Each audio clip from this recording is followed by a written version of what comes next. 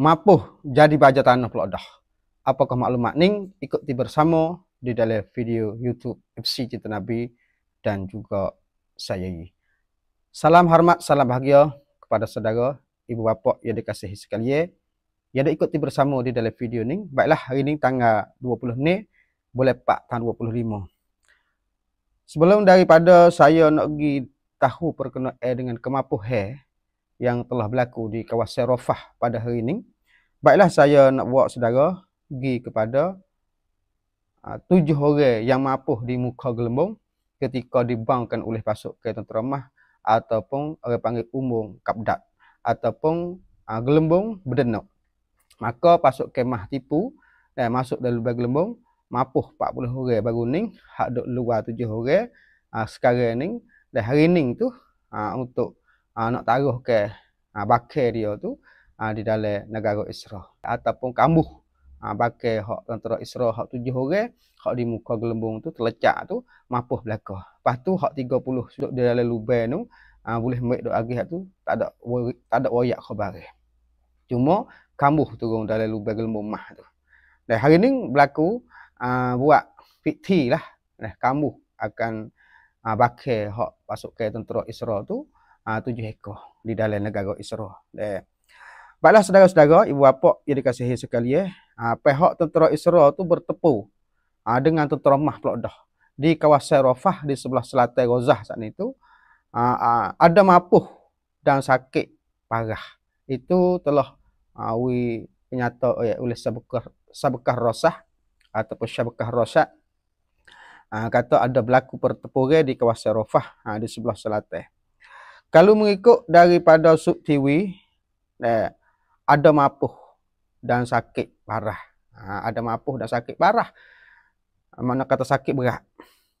Iaitu pasukan tentera Mah dapat tembak sebuah daripada kereta Dababah ataupun kereta Gebah dengan Al-Yasin 105.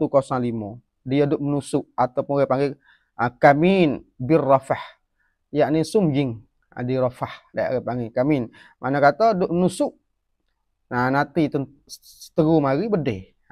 Tu mana kata sumjing dak di kawasan Rafah saat itu. Bersiap pada diri untuk tentera tu mari. Apabila tentera Israel mari saat itu dengan kereta Gebah ataupun Dababah, maka pasukan tentera Mah pun dah menuju kepada sasaran dengan Al-Yasin 105. Ya. Kalau mengikut daripada sub TV, iaitu mapuh 2, sakit 3.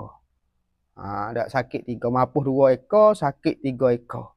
Itu telah dilaporkan oleh pemberita sub TV ketika Kamin di Rafah, yakni sumjing di Rafah ataupun dah persiapan diri ataupun menusuk tunggu bedih. Mapuh 2 ekor, sakit 3. Sekarang learning tu kapal terbang tu panggil satu sekarang learning tu kapal terbang tu bagi 2 akuk klik kepada negara dia daripada tentera hak sakit dan juga hak mapuh dengan helikopter. Dah waktu klik kepada negara dia. Dan hari ni juga hari kambuh bagi tentera saat itu, dan juga mengikut daripada pemberita Hebrew dan juga hak Israel sendiri, iaitu 12 channel. Sekarang selaning tu masih duk bertepur kuat lagi di dalam kawasan Bandar Rafah dengan pasukan tentera Mah. Yakni pasukan tentera Israel masih duk bertepur, duk berdiri lagi di kawasan Rafah sebelah selatan Gaza. Kalau mengikut daripada berita Hebrew dan juga 12 channel, kata pasukan tentera Israel saat itu ada sakit pula 6 ekor dan sakit teruk seekor. Itu yang telah berlaku di kawasan Rafah yang saya dapat baru-baru saat ini. Itulah sebagai maklumat perkenaan pertikaian yang masih duk hangat lagi di dalam Bandar Gaza. Dan seterusnya kita pergi kepada utara, iaitu di kawasan Khan Yunus. Tepat berlaku Mah tu law ataupun terbang di muka gelembung hak mapuh tadi. Maka hari ini ada berlaku takbang pula oleh pihak tentera Israel dengan secara melalui udara pergi kepada tempat kediaman rakyat-rakyat yang berada di dalam khemah. Duk tunggu-tunggu nak dirimakan akan makanan yang dibagikan oleh beberapa ongkon ataupun beberapa kelompok daripada asal semat ataupun ahli perkhidmat duduk bui bagi nasi dan juga makan-makan ni ala koda supaya bui bantau ataupun supaya memperhilangkan lapar dan dahaga sementara. Maka seketika tu juga pasukan tentera Israel dengan secara melalui udara terbang masuk tempat tu, membawa ke beberapa banyak orang juga sakit mati dan cacat cedera. Lebih-lebih lagi kanak dah ada dalam video tu gambar duk sore dia tu hak lain utuh habis tapi budak tu tak mati lagi.